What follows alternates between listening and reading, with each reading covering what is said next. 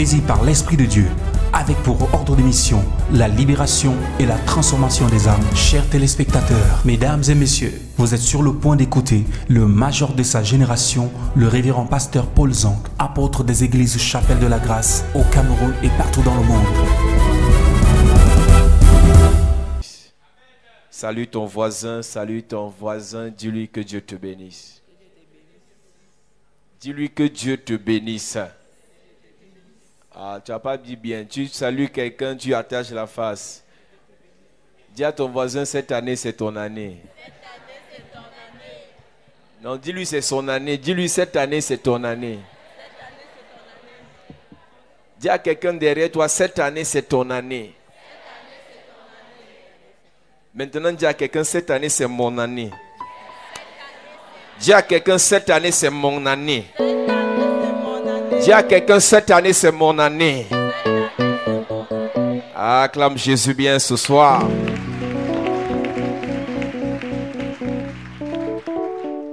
Alléluia. Nous bénissons Dieu pour tous ceux qui sont connectés. Que Dieu vous bénisse. Que Dieu vous accorde sa grâce. Amen. Nous allons parler d'un autre type d'ennemi à détruire complètement, totalement ce soir.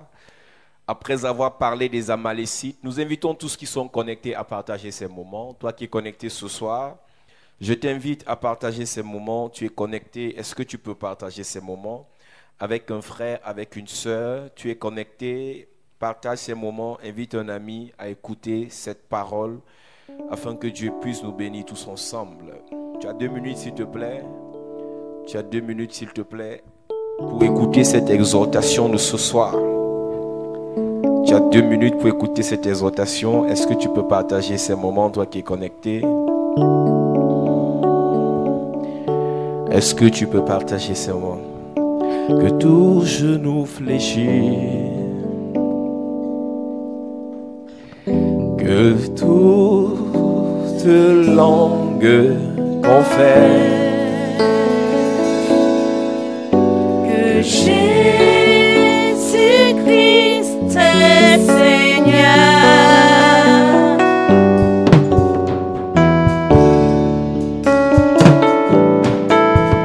Que les nations proclament la gloire de notre Seigneur.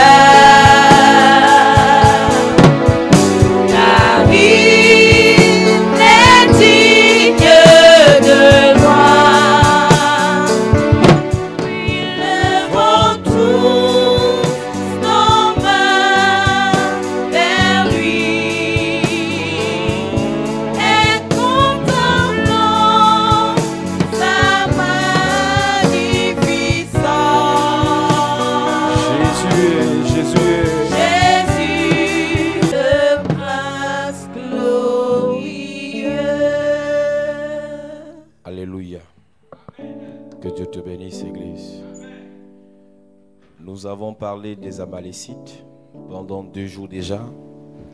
Nous avons expliqué que les Amalécites sont des descendants d'Amalek, qui est quelqu'un qui a attaqué Abraham.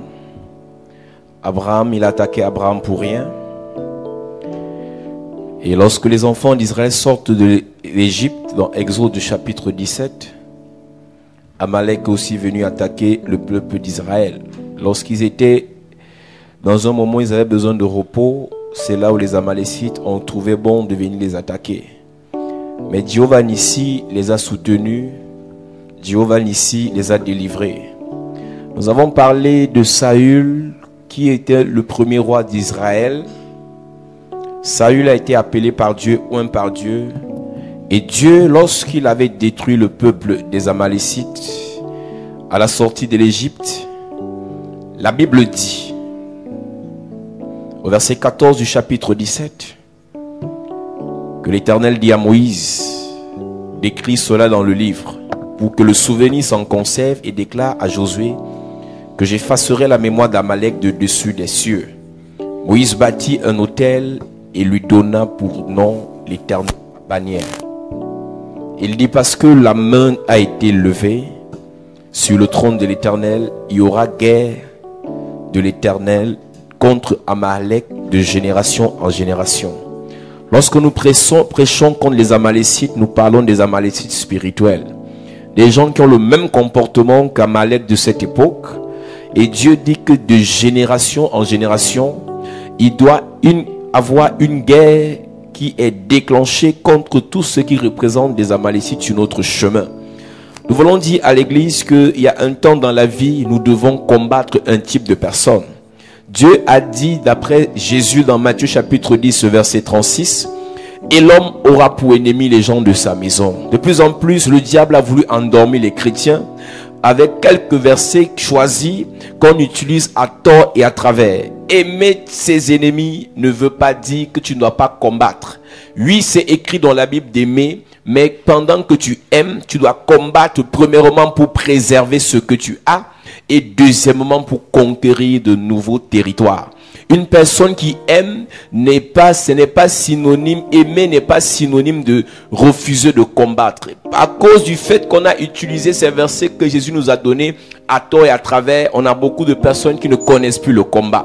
Ils ne connaissent plus les prières de combat et ils subissent la vie. Nous avons dit, Église, pendant ces moments, que pour que nous puissions posséder certaines choses, nous devons combattre. Et pour combattre, il faut déclencher une guerre. Et pour déclencher une guerre, il faut d'abord au préalable la déclarer. Parce que lorsque nous déclarons la guerre, il y a des forces spirituelles qui se mettent en mouvement en notre faveur pour que nous puissions effectivement entrer dans cette guerre.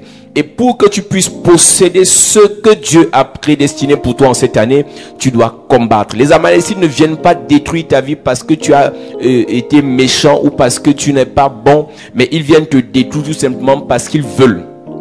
Lorsque Amalek se lève pour combattre Abraham, Abraham n'a rien fait à Amalek. Lorsque Amalek se lève pour combattre Moïse, Moïse n'a rien fait à Amalek. Lorsque Amalek se lève pour combattre Saül, c'était pareil. Toi qui attends seulement combattre, quand tu as fait quelque chose, église, tu finiras par mourir. Et j'ai dit ici, église, si tu meurs, on va t'enterrer. Si tu meurs, on va t'enterrer. Les gens vont pleurer pendant tes obsèques et après ton deuil, on va t'oublier. Si tu remarques bien, il y a quelqu'un que tu as perdu il y a quelques années, on l'a pleuré, mais aujourd'hui tu es obligé de vivre. L'église, nous sommes dans l'obligation de vous pousser au combat. Nous avons dit, et je répète, combattre premièrement pour ce que tu as, préserver les acquis, et deuxièmement pour ce que tu dois obtenir. Les deuxièmes ennemis que nous allons attaquer ce soir, après les Amalécites, ce sont les Cananéens. Alléluia. Église, Dieu, lorsque le peuple d'Israël sort de l'Égypte, les Philistins les a combattus, les Amalécites les ont combattus, mais Dieu promet quelque chose au peuple d'Israël. Il leur promet un pays qu'on appelle Canaan. Mais le problème avec Canaan, c'est qu'il y a déjà des gens qui habitent à Canaan. Est-ce que tu sais qu'il y a des choses que Dieu veut te donner, mais qu'il y a des personnes qui possèdent déjà ce que Dieu veut te donner? Il y a des endroits que Dieu veut que tu possèdes, mais il y a des gens qui sont déjà dans ces endroits. Église, la fille qu'on appelait Esther était prédestinée pour être reine, mais il y avait quelqu'un sur sa place. Si tu ne combats pas, tu diras non, c'était pour moi, ça devait me revenir de droit, tu rêves. Nous sommes arrivés à une époque, église, vous devez comprendre qu'il y a des choses qui vous appartiennent, mais ces choses sont entre les mains des Cananéens. Mais ce soir, tout ce qu'un Cananéen possède entre ses mains, mais c'est une chose qui t'appartient. Nous allons arracher cela au nom de Jésus. Amen. Je dis la voiture que le Cananéen possède, le terrain qu'il possède, le lieu qu'il possède, ce soir par l'onction de Dieu, tu vas posséder cela au nom de Jésus. Amen. Tout ce que Dieu a prédestiné pour toi, mais qui est en possession d'un Cananéen, ce soir ça va te revenir au nom de Jésus. Amen. Dis amen bien s'il te plaît. Amen. Il y a des choses qui doivent te revenir, mais un Cananéen c'est entre les mains. Il y a des terrains qui doivent te revenir, mais un Cananéen encore ça. Le titre foncier a son nom, mais l'heure vient avant la fin de cette année. Dieu va susciter un bruit dans sa vie. Il va te liquider la chose. Église, il y a un temps quand Dieu va enrichir ses enfants, il crée les problèmes dans la vie des païens. Un païen tombe dans des problèmes bizarres, il commence à liquider ses biens. Et bizarrement, quand il liquide ses biens, ce n'est que sur toi qui tombe. Et c'est le prix que tu lui donnes qui prend. Tu ne seras pas obligé en cette année d'acheter les choses au même prix que les autres. Ah, c'est une prophétie qui était en train de donner. Je dis, tu ne vas pas faire comme les autres. Amen. À vil prix, tu vas posséder ce que les autres possèdent. Amen. Je prophétise. Yes. Dieu te mettra sur la route des Cananéens.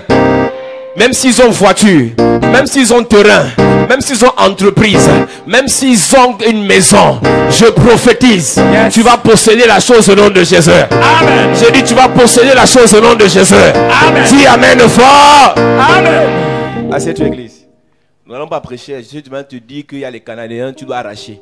Et tu vas prier par rapport à ça. Amen. Alléluia. Donc ce soir, je suis venu te donner une seule information. C'est que les Cananéens me fatiguent les yeux. Il y a des véhicules là dehors, c'est toi qui dois rouler dedans. Qu'est-ce que tu fais à pied? La Bible dit que les fils de les princes sont à terre et les esclaves sont sur les chevaux. À leur époque, c'était les chevaux, mais à notre époque, c'est quel véhicule tu dois avoir? Ah, il y a quelqu'un qui dit que c'est une prière charnelle. Je m'en fous de toi, mon frère. Je te dis qu'il y a des choses que tu dois posséder. Les païens ont ça. Yes. Mais l'heure est venue où tu dois arracher ce que les Cananéens possèdent. Amen. Je dis en plein Paris, tu vas posséder maison. Amen. Oh, je dis en plein Europe, tu vas posséder immeuble. Amen. Je vois quelqu'un qui va te donner ses biens au nom de Jésus. Amen. Je vois un milliardaire qui va signer, tu seras son héritier au nom de Jésus. Amen. Je suis en train de prophétiser. Yes. Je déclare par l'onction de Dieu. Yes. Je déclare par la puissance de Dieu. Yes. Tout ce que les Cananéens possèdent au Canada, ce qu'ils possèdent aux États-Unis, Yes. ce qu'ils possèdent en Europe, Yes. ce qu'ils possèdent en Afrique, Yes. ça va te revenir au nom de Jésus. Amen. Je prophétise. Yes. Je prophétise. Yes. Tu posséderas ce que tu as travaillé et tu posséderas ce que les Cananéens ont travaillé. Oh, dis amen fort. Amen. Assieds-toi. Dieu envoie son peuple dans un pays où coule le lait et le miel. Il n'a pas demandé à son peuple de cultiver ça. Il y a des choses que tu dois posséder parce que tu as cultivé. Il y a aussi des choses que tu dois posséder parce qu'un Cananéen a cultivé. Ah, si on ne vous enseigne pas ça, c'est qu'on ne dit pas la Bible.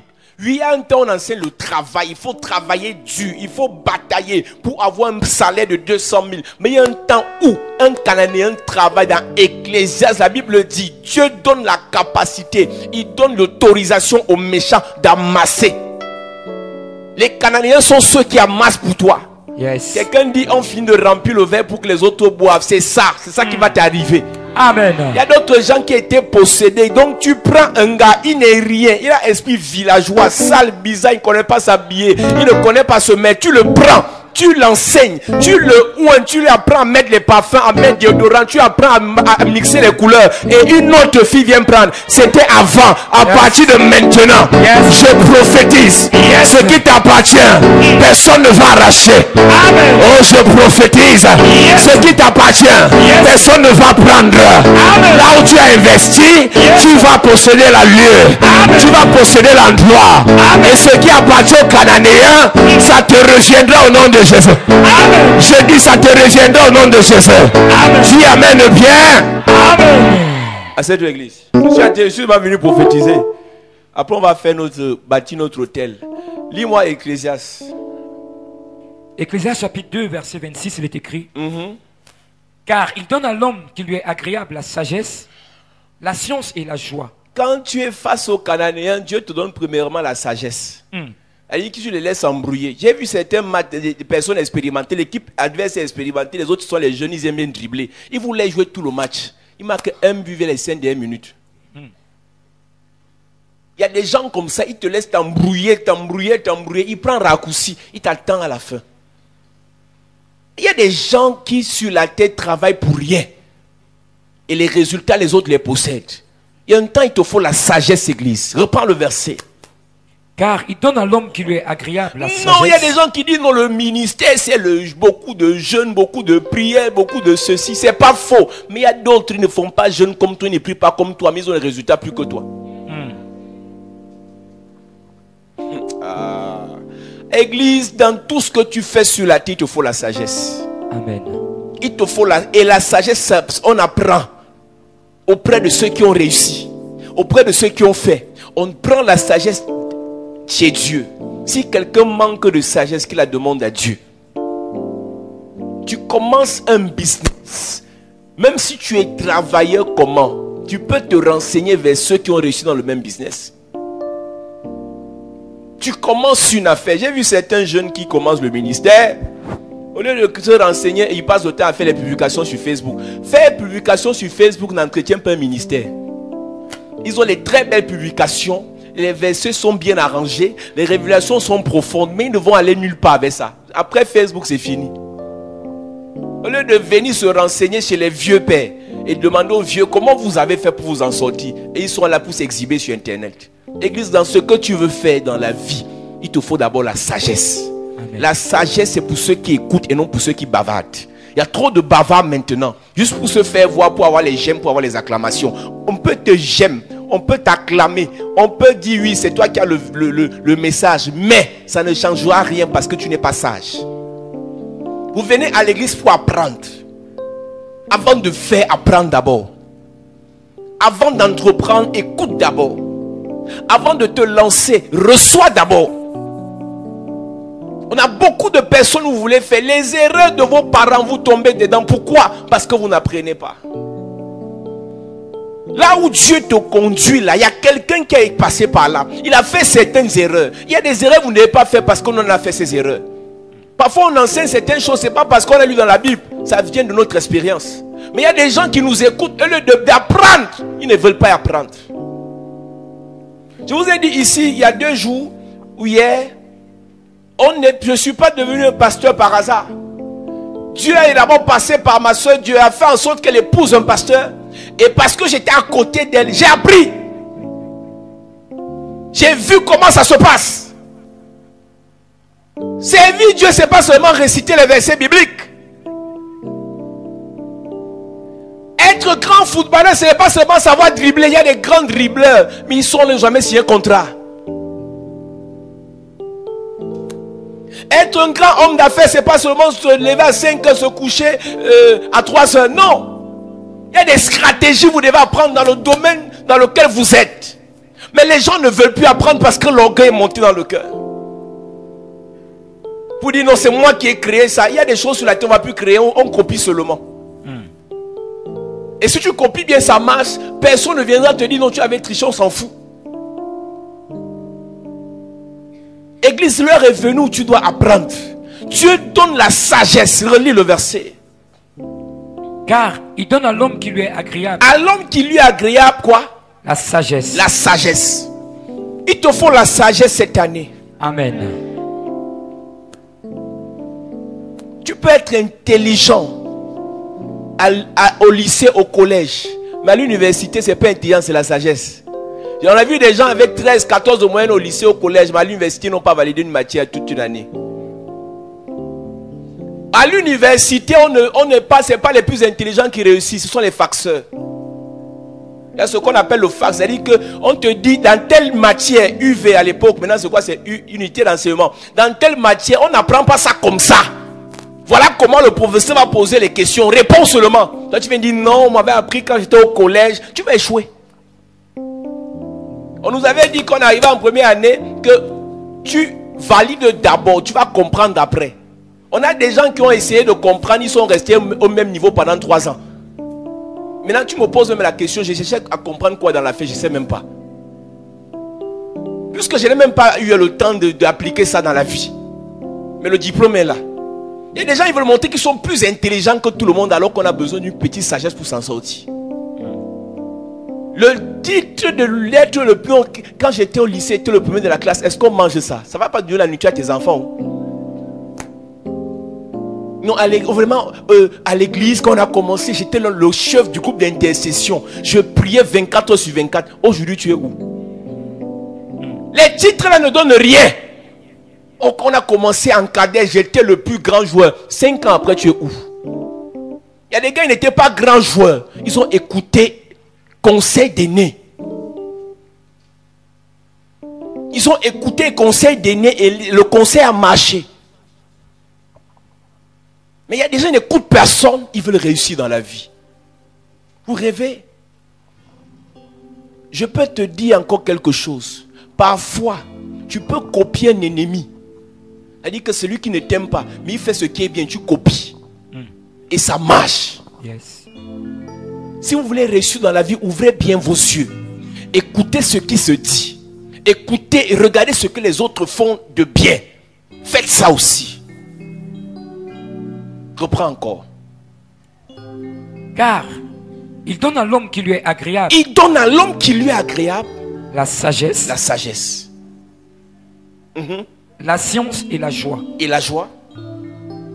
Mais il donne aux pécheurs le soin de recueillir et d'amasser afin de donner à celui qui est agréable à Dieu. Le soin au pécheur de recueillir. Donc le pécheur prend une plantation, il coupe les arbres, il déracine les arbres, il enlève les herbes, il plante les semences, il arrose les semences, il entretient la plantation produit, le pécheur récolte, et à cet instant, il dit à celui qui lui est agréable, voilà la sagesse, comment tu vas venir prendre ce que l'autre a travaillé. Et c'est l'un des problèmes de l'église. Vous priez plus dans les familles, mais vous êtes les plus pauvres. Si c'est à faire verset biblique parmi tes cousins, tes cousines, si c'est à faire méditation, sainteté, sanctification, tu es le numéro 1, number one. Personne ne te peut dans sanctification. Personne ne te peut dans révélation. Personne ne te peut d'en parler en langue. Quand on lit prière familiale, tu commences à parler en langue, tu effraies même tes cousines. Et tu vois Dieu directement quand tu parles en langue. Mais regardons les résultats en fin d'année. Tu es la plus malheureuse. Manque de sagesse. Cette année, ça va changer. Amen. Église, il faut que ça s'arrête. C'est écrit dans la Bible. Si tu obéis à la voix de l'Éternel, tu seras la tête et non la queue. Tu seras devant et non derrière. Tu seras en haut et non en bas. Cette année, cette parole va s'appliquer dans ta vie au nom de Jésus. Amen. Je dis, tu auras la sagesse au nom de Jésus. Amen. Si tu pries vraiment, si tu es vraiment saint, si tu connais la parole, tu dois être devant. C'est un ordre.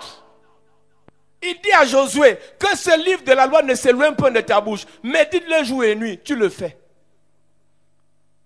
Tu connais la Bible.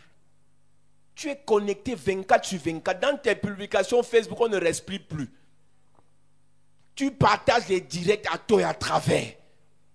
Un tour, révérend pose un sur ta page. L'autre tour, pasteur Marcelo est sur ta page. L'autre tour, pasteur Ivan. Donc, tu nous fatigues avec parole de Dieu. Mais on regarde les résultats. Célibataire endurci. Non, si ta parole là ne te donne pas les évidences physiques, il y a un problème.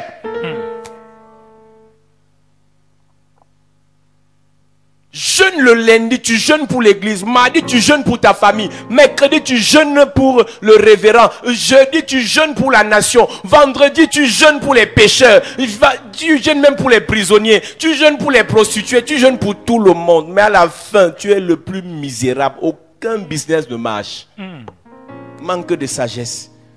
Vous produisez trop d'efforts, mais les résultats sont bizarres. Il y a un temps dans la vie, tu dois comprendre que quand tu es face aux Cananéens, c'est eux qui doivent travailler. Amen. Et tu attends le résultat. C'est dans la Bible. Il y a des gens qui doivent travailler pour toi. Yes. Et toi, tu manges. Il y a d'autres pour qui tu dois travailler. Mais nous ne parlons pas aujourd'hui pour ton travail. On parle de leur travail. Ils doivent le faire cette année-ci. Après avoir battu les Amalécites, il fallait être face aux Cananéens. Dieu dit, je te donne Canaan. Et quand il envoie son peuple aller regarder, quelqu'un dit, nous sommes devant eux comme les sauterelles. Dieu dit, je te donne. Le pays où coule le lait et le miel, ce n'est pas un pays où le lait et le miel viennent du ciel. C'est eux qui ont planté, c'est eux qui ont entretenu. Mais moi, Dieu, parce que je vous aime, je vous donne ça. On va lire Deutéronome 7 tout à l'heure. On va d'abord finir ce verset. Il dit, je vous donne. On ne peut pas prier sans prendre en considération le fait qu'il y ait des choses qu'on n'obtient pas parce qu'on mérite, mais parce que Dieu nous les a données. Yes. La grâce, Dieu nous a donné. Amen. L'onction Dieu nous a donné. Amen. La révélation Dieu nous a donné. Amen. La protection Dieu nous a donné. Yes. Tu dois les expérimenter cette année. Amen. Je prophétise. Yes. Tout ce que Dieu nous a donné, Yes. reçois ça dans ta vie au nom de Jésus. Amen. Je dis tout ce que Dieu nous a donné, tu prends ta part sur ça au nom de Jésus. Amen. Si Dieu nous a donné la grâce, prends ta part ce soir. Amen. Si nous a donné bénédiction, prends ta part ce soir. Amen. Si l'Éternel nous protège, tu reçois ta part ce soir. Amen. Je prophétise, Yes. je déclare Yes. par le son de Dieu, Yes. tout ce que Dieu a donné de bon à tes parents, à tes frères et sœurs, Yes. à tes aïeux, à ton église, Yes. je prophétise, Yes. c'est ton partage au nom de Jésus. Amen. Dis amen bien. Amen. Assieds-toi, église. Tu sais ce qu'on appelle héritage? Héritage veut dire qu'on te lègue quelque chose. Tu ne travailles pas, tu prends. Mais le problème, c'est qu'on a plus conscience du mauvais héritage que du bon héritage. Il y a des bons héritages que nos parents nous ont donnés, qui viennent de notre sang. Mais on ne prend pas ça en compte. Il y a le bon héritage qu'il y a dans l'église. Le seul fait qu'on soit enfant de Dieu, tu ne connais pas toutes les provisions qui sont réservées pour nous. Et tu ne prends pas ça en compte. Quand tu pries pour ça, on dit que tu es orgueilleux, que tu fais des prières charnelles, alors que c'est dans la Bible. Chacun est libre de réclamer un type d'héritage à Dieu. Si tu te concentres seulement sur l'héritage spirituel, c'est ton problème. Moi, je veux héritage spirituel, matériel, physique, financier. Je veux tout l'héritage, tout. J'ai le gros cœur dans l'affaire. Je te communique l'onction du gros cœur pour l'héritage. Amen. Alléluia. Finis ce verset. Il donne aux pécheurs le soin de recueillir et d'amasser, afin de donner à celui qui est agréable à Dieu. C'est encore là une vanité et une poursuite. Afin de donner à celui qui est agréable à Dieu. Deutéronome chapitre 7 à partir du verset 1. Il est écrit. Lorsque l'Éternel, ton Dieu, t'aura fait entrer dans le pays dont tu vas prendre possession. Et qu'il Première des choses ce soir, c'est Dieu qui te fait entrer dans l'affaire. Amen. Tu es en Europe, tu me regardes ce soir, tu es aux États-Unis. Est-ce que c'est Dieu qui t'a fait entrer là-bas? Tu es dans un mariage. Est-ce que c'est Dieu qui t'a fait entrer là-bas? Et Esther, là, c'est Dieu qui a fait entrer Esther dans le mariage. Donc tout ce qu'elle devait faire là-bas, ça dépendait de Dieu. Il y a les forcing que les gens font. Ce n'est pas Dieu qui les a mis dedans. C'est le fétiche qui t'a fait avoir le monsieur. Tout ce que tu obtiens par le fétiche, ça se retourne toujours contre toi. Au départ, tu tournes la tête du gars parce que tu as pressé tes serviettes, tes génies, la nourriture, la manger. Et tu dis Ish, alors que tu connais ta coupure. Tu faisais ça, non? Comment tu fais comme si tu n'as jamais fait ça? Bon, tu n'as pas fait ça, c'est ta voisine qui l'a fait. Non, c'est la soeur qui regarde sur Caris TV qui avait fait ça. Toi, tu n'as pas fait ça. Tout ce que tu obtiens dans ta vie en fricotant avec le diable, ça se retourne contre toi. Tous ceux qui, comme nous, à une époque, à cause des problèmes, nos parents nous ont amenés chez les marabouts. Tout ce que le marabout faisait sur nous, ça se retournait toujours. C'est la raison pour laquelle j'ai envie de dire à quelqu'un qui me regarde à la télé ou bien qui m'écoute à la radio. Tu continues à aller chez les marabouts, tu perds ton temps. L'heure vient où il y aura la réclamation. Tu dis non, nos traditions. Oh, ils nous ont amené les dieux des blancs. Nous, on a les dieux des noirs. Les dieux des noirs sont plus méchants que les dieux des blancs. Le Dieu des noirs qui vous apprend la sorcellerie là, c'est seulement couper le courant dans les villages, c'est tuer les jeunes. On n'a jamais vu ce que le Dieu des noirs là nous a apporté dans ce pays.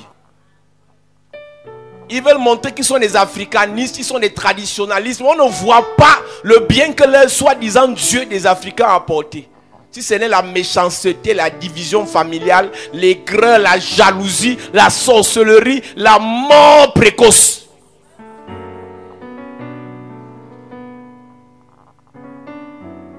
Église, tu as besoin de changer ta façon de faire. Il y a des choses que Dieu a réservées pour toi.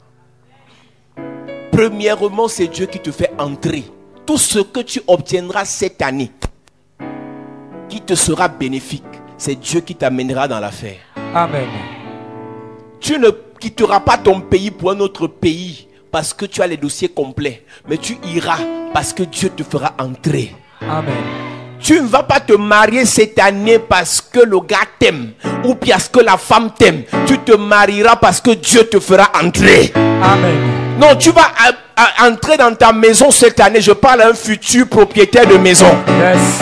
Oh, même si tu n'as pas encore le terrain, moi je prophétise. Yes. Moi je prophétise. Yes. Même si tu n'as pas encore le terrain, tu n'as pas l'argent pour construire, je prophétise. Yes. Tu entreras dans cette maison parce que l'Éternel te fera entrer. Amen. Yes. Quelqu'un n'a pas dit amen, il sait que non, là il manque. Dis au moins que je peux acheter une moto mais pas une maison. Il y a des gens qui n'ont pas dit amen, ils savent que là j'ai menti. Ils ne croient pas. Que quelle maison que j'ai quoi? J'ai quoi pour avoir la maison? Mon salaire 45 000. Ils prophétisent maison, ça c'est juste pour nous angoisser. Je suis en train de te dire qu'il y a des choses que Dieu, la Bible dit dans le livre de Psaume chapitre 127. Si l'Éternel ne bâtit, ceux qui bâtissent le font en vain. Le verset 2 m'intéresse et le verset 3. Quand vous pensez qu'on prêche pour vous amuser, oui. En vain vous levez-vous matin. En vain vous levez-vous le matin. Vous couchez-vous tard. Vous couchez-vous tard en espérant que non, il faut que je travaille plus dur cette année pour économiser et pour voir dans quelle mesure acheter le terrain.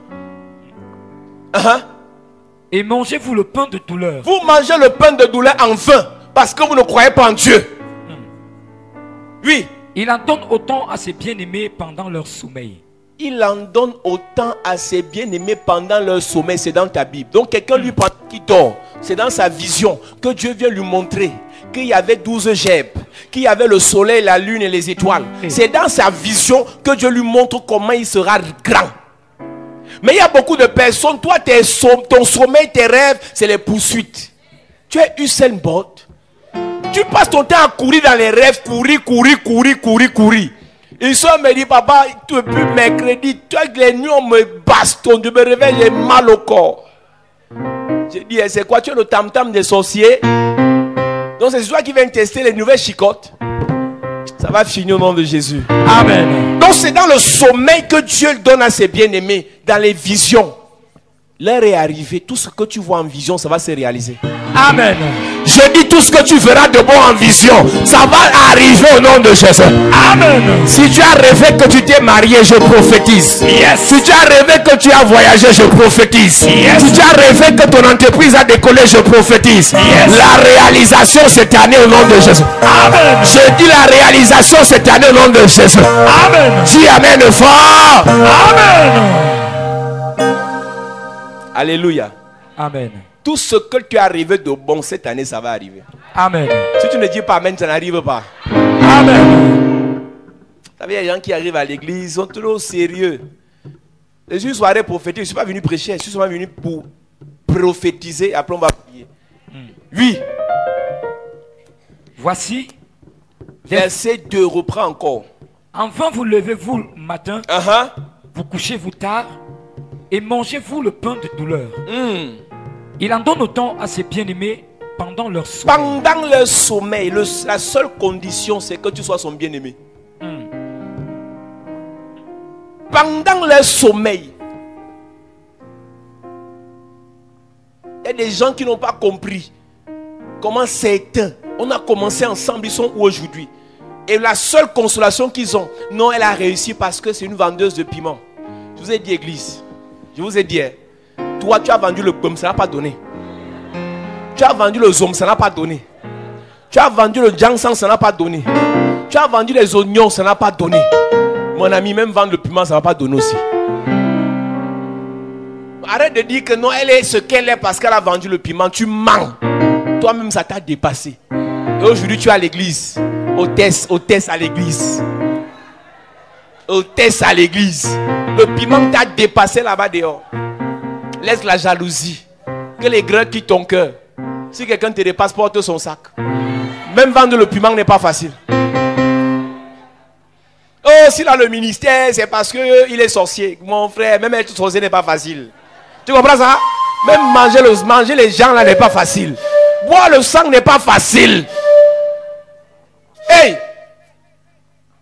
Oh, on te donne une grenouille crue à avaler, tu peux avaler? Yo, c'est parce qu'ils sont sorciers, qu'ils ont l'argent. Mon ami, c'est facile. Rien n'est facile sur la terre, rien. Être sataniste n'est pas facile. C'est en entrant te faire croire que c'est facile. Là-bas, dedans, les conditions sont bizarres. Quelqu'un marche, il a un esprit dans son corps qui parle avec lui. Il dit qu'il est dans la 8e loge. Mais va voir comme il pleure la nuit, c'est un qui m'a mis dans ça. C'est pas facile.